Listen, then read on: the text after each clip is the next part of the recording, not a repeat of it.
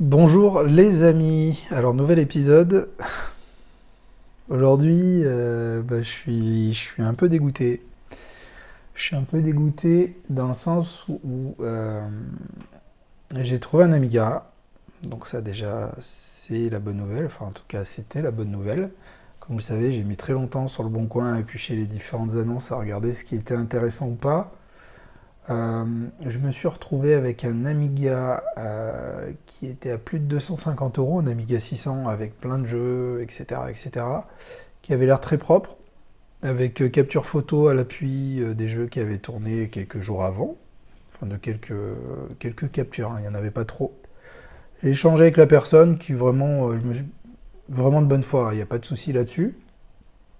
Donc à la base, il était à il devait être à 270 ou 280. Et donc finalement, j'ai réussi à l'avoir à 250. J'ai fait une offre à 250. L'Amiga n'était pas dans le coin, donc pour beaucoup, vous allez peut-être voir venir le truc, mais donc livraison mondiale relais. Ok, pas de souci. Et la personne, je lui dis bien, vous faites un emballage très soigné, hein, c'est une vieille machine, c'est un vieux coucou, il va falloir en prendre soin.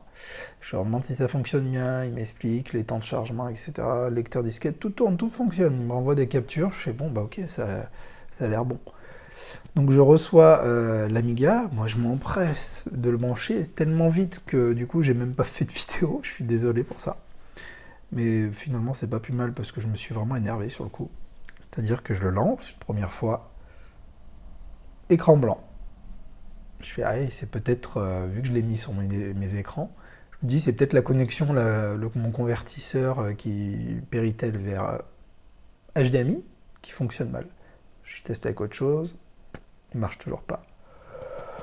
Ah, je fais bon. Alors, soit à chaque fois j'avais un écran blanc, ou un écran blanc avec, vous savez, une sorte de balayage des barres bleues qui bougent. Et là, je fais bon, ben, ça a l'air d'être soit un problème vidéo ou autre. Et puis, je m'étais un peu renseigné sur la chose et j'avais fait l'autruche, hein. Pourtant, on en a parlé dans les autres vidéos, mais c'était quelque chose qui me pendait au nez. C'est que je savais qu'un Amiga 600 qui n'est pas recapé est très très très fragile. Qu'un condo de l'époque ne tient pas plus de 15-20 ans. En tout cas, on est censé les changer. Amiga est sorti en 92. Voilà. Et bon, ben, du coup, les autres symptômes, bon, j'essaie de le relancer plusieurs fois, j'essaie de l'ouvrir sans trop toucher à certaines choses. Déjà, quand il tourne, au bout d'un moment, j'ai une odeur un peu forte. Enfin, désolé, mais c'est presque comme du poisson pourri. Vous voyez, une odeur mi-chimique, enfin, quelque chose de pas terrible. Là, je fais, oh, ça pue dans tous les sens du terme, quoi. Ça sent pas très bon cette affaire. Et donc, bah, je démonte, je regarde. Alors, l'Amiga, le boîtier, l'Amiga en soi, il était propre, hein. L'intérieur avait l'air propre aussi. Le souci, je vois quand même quelques traces d'oxydation. Et quand je vois les condos dessous, ça n'a pas l'air terrible. Ça n'a pas l'air terrible. Moi, j'y connais rien, je démonte pas plus que ça. Mais j'arrivais quand même à repérer les condensateurs parce que je m'étais un peu renseigné sur le sujet. Mais là, je me dis, j'ai bien peur que ce soit les condensateurs. Le souci, c'est qu'un condensateur, faut pas s'amuser, s'il commence à couler, à le relancer plein de fois. C'est ce que j'ai fait. Moi, j'ai essayé de le relancer plusieurs fois, j'ai vu que ça marchait pas, j'ai quand même réessayé, j'ai attendu un peu, et à chaque fois, cette odeur revenait. Là, je me dis, bon, je vais essayer de trouver un réparateur, parce que le problème, c'est quand j'ai changé avec le vendeur, bon, on était coincé. Le vendeur était de bonne foi, et lui, quand il l'avait testé, il fonctionnait. Bah oui, c'est un classique. L'Amiga dort pendant 20 ans dans la cave ou le garage ou je ne sais quoi, on le relance une fois, bah il part. Les condos, il n'y a pas encore trop d'électricité dans les condos, enfin je sais pas comment ça fonctionne, désolé pour les puristes, hein. Mais je pense que ça repart du coup facilement si on le teste 2-3 minutes, mais après, ben, du moment où on sera mieux à le tester plus longtemps et qu'en plus l'ordinateur a fait du trajet, il a été secoué dans tous les sens, donc bah voilà. Je l'envoie, je trouve un réparateur. Alors sur le Bon Coin, vous avez des réparateurs parfois que vous pouvez trouver. Et franchement, c'est génial. C'est génial parce que déjà, c'est des passionnés. Clairement, moi j'ai trouvé un passionné. Il me dit, bah, fais-moi une photo, une petite vidéo au mieux et tu m'expliques. Je fais la vidéo, je lui montre, il me fait, bon, tu peux m'envoyer juste la carte mère. Juste la carte mère, j'ai pas besoin de tout l'ordi. De ce que je vois, de ce que tu me dis, je pense que c'est du 50-50. T'as une chance sur deux qui repartent. Moi, en tout cas, j'ai une chance sur deux de le faire repartir, je pense. Je fais bon. Je lui envoie la carte mère, et là, il m'envoie des photos par SMS. Il fait non, mais t'as fait les condos, ils sont dans un état, ça a coulé de partout. Donc il faut que j'enlève les condos. Il a commencé à les enlever. Il me fait quand j'enlève les condos, il y a les pistes qui partent avec. C'est horrible. C'est un champ de bataille. C'est un champ de bataille. Malgré ça, il a passé une soirée, mais vraiment beaucoup d'heures dessus. Et il me dit bon, bah c'est bon. Écoute, j'ai tout nettoyé, j'ai tout enlevé, j'ai refait quelques pistes, je t'ai mis des condos neufs. Il repart. Il m'envoie la photo, la capture d'écran. Enfin, il me dit pas justement qu'il repart, il m'envoie la capture d'écran avec l'ordi récapé avec les condos, et derrière, on voit l'image, vous savez, l'image de la disquette là, de la disquette bleue. Et là, je fais ah non, t'y es arrivé. Il fait ouais, c'est bon. Il fait franchement, il fait ça aura pas été le plus facile que j'ai fait, c'est clair. Ça a été bien compliqué, mais bon ben gagné quoi. Il me dit je le garde 2 jours, je fais quelques tests, je le laisse brancher, je le laisse tourner pour voir différentes choses. Je vais inspecter un peu le reste. Et puis voilà. Et puis voilà. Il me dit juste le lecteur disquette, je sais pas si tu vas l'utiliser, moi je ne l'avais pas donné.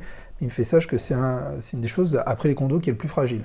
Ça vieillit mal et donc n'est pas trop forcément d'espoir sur son fonctionnement. Moi je garde quand même espoir, là j'avais pas encore récupéré l'ordinateur. Je garde encore espoir dans le sens où je me dis que le lecteur disquette fonctionnait quand la personne m'avait fait la photo la veille avant que je l'achète. Donc j'espère qu'il y a quelques disquettes qui fonctionneront.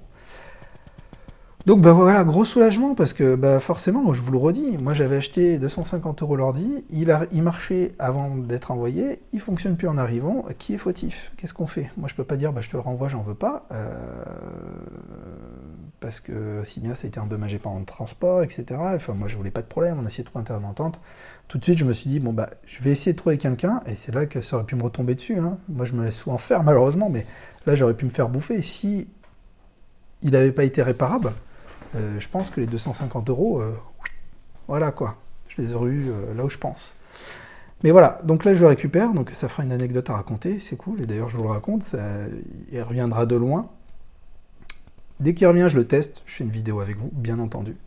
Et après on va passer aux différentes étapes de la suite, hein. On va faire monter un peu en gamme, donc Wi-Fi avec du PCMCIA. Je vais rajouter une CF, une compact flash, par le biais de l'intermédiaire de la NAP IDE, pour pouvoir faire tourner Workbench. Donc ça, j'ai trouvé quelqu'un qui m'envoie à peu près ce qu'il faut. Au début, je vais commencer avec un Workbench 2.0, je vais changer le Kickstart après pour faire du 3.2. Bon, c'est là que je ne sais pas trop, je vais apprendre sur le tas aussi. Et puis petit à petit, ben voilà, on va faire différentes choses, et extension mémoire, peut-être sortie HDMI. J'ai vu que ça se faisait. Enfin, il y a pas mal de choses à faire, en tout cas, et c'est génial. Je trouve ça génial et passionnant. Et je vais enfin pouvoir tester les jeux avec vous. Voilà, donc c'était pour vous expliquer tout ça, et peut-être si vous souhaitez faire l'acquisition d'un Amiga 600, faites attention à ça. On a fait un tour ensemble sur le Bon Coin dans un précédent épisode, je vous le redis encore, mais c'est super important de faire attention. Beaucoup de vendeurs qui sont pourtant de bonne foi sortent de leur cave leur truc et vont sur le Bon Coin pour voir la valeur de leur Amiga en se disant bah, tiens, combien je vais pouvoir revendre ça? Ils voient des Amiga à 250, 300 €, ils disent ah bah, si ça se vend à ce prix-là, le mien démarre, je vais le vendre à ce prix-là. Mais ces ordi-là ne sont pas recapés. Donc il y a un moment ou un autre, ça va péter. Et je suis désolé, un Amiga 600 pas recapé, les condos vont pas tenir. Donc anticiper ces frais-là, négocier peut-être le prix, et voilà. Moi, en tout cas, je voulais pas me lancer dans... Je sais tenir un fer à souder, mais je voulais pas m'occuper de gérer les condos. Et heureusement, quand il me dit que les pistes s'arrachaient et partaient, et qu'il devait se référer à d'autres cartes pour retracer, pour essayer de refaire la chose, il me dit heureusement, je peux récupérer des bouts de pièces où je peux regarder les schémas sur d'autres... Enfin, je dis peut-être des bêtises, mais sur d'autres cartes mères de ces autres 600, parce qu'il avait pas mal de cartes mères d'Amiga 600, mais il paraît que ça a quand même été un joli petit calvaire, quoi. Mais voilà, donc c'est cool. J'ai hâte de vous le présenter, j'espère que vous aussi. Mettez-moi un petit commentaire si tout ça vous intéresse. Et puis voilà mes amis, moi je vous dis à très bientôt pour une autre vidéo. Ciao, ciao!